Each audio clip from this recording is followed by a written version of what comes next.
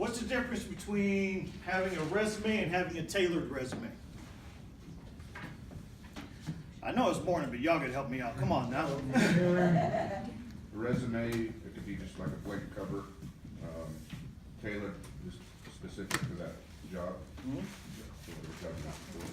So, exactly, and that's what we're, usually you're looking at three different types of resumes. You've got your general, which is, hey, this is me, this is what I've done. A lot of times they're pretty long, a lot of times they're not applicable to a certain position. Then you have your targeted, which is for a specific industry. So I think we had, you, sir, were in construction. So it'd be kind of broad, everything construction related that you did on that resume. And then you have your tailored, which is when you're actually looking at a job position and you're trying to, narrow it down to, yes, I've done this, yes, I've done this, or hey, I'm not even going to mention that because I have no idea what they're talking about. Usually you're looking at about the 80% rule. If you can say yes to 80% of the stuff on that resume, you should probably be, or on that job posting, you should probably be applying for that position. All right, some things to keep in mind. As you see there, HR folks are not looking at resumes all day long.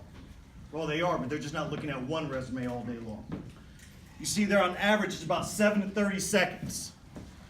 That means you need to grab their attention in your resume. That first third of the resume, you need to give them a reason to want to read the rest. If you're not targeting what they are looking for in that first third, you're going to the other pile. The other pile isn't good. Tracking? All right, no more than 2 pages. Why do we say no more than 2 pages?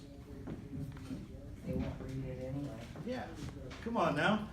I mean, you're looking at a resume. If your job is to look at resumes all day long, you're going to skim them. You know those keywords you're looking for. You know those skills that are required for that position. Once you get over 2 pages, unless you're looking at those federal positions, on USA Jobs and things like that, you're losing the interest of the reader. I know, and we all work on resumes here, all of us. And I can tell you 99% of the time when I first get a resume to me, I'm not even reading the whole thing word for word. Usually trying to narrow it down, saying, hey, these are the things you need to work on, and keep hitting up different things as it comes back and forth between me and that person I'm working with. Ask yourself, do I want to read this? That goes into, the spelling, the formatting, how long is it? The font size. If you got something because you want to add more stuff on there and you put a little 8 size font, I'm not going to read it. All right, and I can guarantee you most of those HR professionals out there are not going to read it either. Are you going to have pretty pictures on there and all these other things? You might. Once again, this is all tailored towards the job that you're looking for. So, I don't know, painting with a twist. Right? Something like that. If you were to apply over there, you might have a portfolio. You might have a little something that you did up in the top right corner and then going into depth on what you've actually done. But for the most part, we're probably not going to have a lot of those artsy things on our resumes because we want to tell them what we did. Not only tell them what we did, what we've accomplished, why we're better than the person to our left or our right for that position. All right. Now, this one here applies a lot of military folks, whether you were a team leader, squad leader, platoon sergeant, whatever the case may be, you're always used to talking about we, which is great. That is a great aspect to have when I'm employing that someone. But I can't employ your entire team, your entire platoon. I'm looking for one person. So I need to know what you specifically did, And a lot of times, senior NCOs are the worst about this. Responsibilities versus accomplishments. What do I mean by that? You were responsible for 300 guys doing this job, but you accomplished this task. I did this. Exactly. So think about this. If I give you the keys to a Lamborghini, you're responsible for that, right? I don't know, $250,000 car, right? I give you the keys to that, and for 2 weeks, great, responsible for $250,000 car. Nothing in that statement says that you totaled the doggone car within 3 days, does it? No. Okay? Nothing in there says that, hey, at least you returned it with a full tank of gas and detailed. Does it? You know, very simple. Simple way to think about it is, what did you actually do? What did you make better? Not just, hey, I had this. Today we're giving a class, right? So even everything that we talk about, you can add to your resume. Today we're giving a class. With that, that doesn't tell me anything. The question is, did you guys understand what I'm talking about? Did I get through to anyone? Was it beneficial? Did it help? Did it help with employment? How many people were employed within X amount of days afterwards? Those are the accomplishments versus responsibilities. Track it? Man, good work is hard. Good help is hard to find sometimes, let me tell you. All right, so these are some of the translations. Who is the most recently separated from the military? That's probably you. No? Who? I got it. 2010. 93? 2010. 2010? So, 2016, 2016? February 2016. All right. So when you look at this, is especially the people who are more or a lot or closer to their separation date, this is often harder. You talk about duty positions. You know, any infantry folks. All right. So infantry, obviously you were a team leader at one point. All right. Well, hey, guess what? Team leader translates to team leader. That one's pretty easy. All right. Any artillery folks? All right. So what does artillery have rather than a platoon? Battery? Or is that Battery. company size? No, it's a battery size. Okay. So battery, you know, I spent 20 years in the Army. I still mess up with some battery and all that stuff. And then I talked to, you know, these folks over here that are in the Air Force, and they start talking about wings and stuff. I don't know what none of that stuff is. All right? But the point is, Hey, don't let me in with the Air Force. Come on. Nicole over there is Air Force. All right. So, but the point is, all these different echelons, when you say you're in charge of them, what does that really mean? We need to start talking about number of personnel, or equate that to a department or an organization or something of that nature. Drill sergeant. Any drill sergeants in here previously? All right. Well, not you, Dodo. At least you got one hand raised. I'll tell you what, I'm about to kick all you guys. You see, trying to give a class, and I got the peanut gallery over there. All right, so drill sergeant.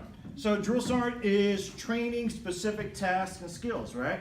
So they are advanced skills instructor.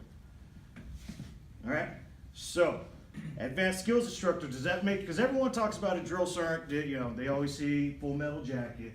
They think about all the cursing and the yelling and, you know, all these other things that may or may not be true. In his case, they definitely were. But we just call that motivation, right? So with that, we got to look at what is it that they really did and start looking at those skills. Okay, a drill sergeant, usually they're dealing with folks 18 to 25 years old. Those folks are it's the first time they're away from home. They messed around and got a Jody letter when they were there. All right? So so there's some non-clinical counseling in there. Resources. So what a drill sergeant has to lay on a range or their training plan, they got to look at all the resources available. So they did some resource management. They did some operations management. They did training preparation. All those things are what drill sergeants did, but really when you're talking to a person that's 100% civilian, has no idea except for what they've seen on TV, they're only going to refer to, you know, Gunny. What's Gunny's name? Last name? Gunny from Full Metal Oh, Jacket. Gunny Hartman. Yeah, Yeah. from Full Metal Jacket. Or Highway. Yep. All right. So first sergeant is personnel and operations manager, squad leader, obviously a team chief, and once again we get down to, you know, the team leader. Team leader is a team leader is a team leader. Don't church it up, don't make it fancy, because then guess what? They're not going to understand what you're trying to say. We need to make sure that we get our point across in the most succinct way possible. All right, we're talking about those echelons, you know, department, section, sector. We all got an S3. Army folks understand S3 and G3, right? That's the operations that goes up to division or higher, it's G3. Well, you know, that's the operations management, that's the operations department. S1 is administrative. It doesn't help to say S1 and S2 and S3 if the person on the other side of the table doesn't know what you're talking about. Not to mention the fact that if you are applying blindly, you know, meaning you don't have someone that you've already talked to in advance, it's going to HR. And that HR person might not even know exactly what the job is. You ever experienced that? You talk about it, you're talking to an HR person and they're like, you know, I'm gonna get you in contact with someone, so-and-so because I really don't know what they're looking for. But they have, what they do know is they have a job description and a resume and they're trying to bounce the two off of each other. All right, additional duties. All right, these are all the things that we had to do, especially junior NCOs, and we all hated doing them, right? You know, commander says, I need a UPL, unit prevention leader, you know? Like, I don't want to be a meat gazer. Yeah, that's what we all said. But guess what? There's certain skills in there, there's certain things, because now that is legal. There's chain of custody involved in that. You're entrusted by the commander to do something that can get him in trouble. So those are how you got to start looking at all these things that we didn't want to do. You know, the land and ammo NCO over at battalion. Your guys were definitely big on this. All right, they're sitting there. They especially if they're at brigade level, they may have $8 million worth of ammunition, and then you go down to the lower echelons where everyone wants to take. Oh, well, we got plenty of ammo. Let's go shoot it up. No, the brigade has plenty of ammo, which means that's got to get divvied up by the battalions, divvied up down to the companies. That's all account management and forecasting. You know there's certain training requirements you have to do within a certain amount of year, or within a year. You also have to look at all the things that go to that culminating exercise. If you have a live fire training exercises, you're going to do your tank table 12s beforehand. You're going to do your BRM, basic rifle marksmanship beforehand.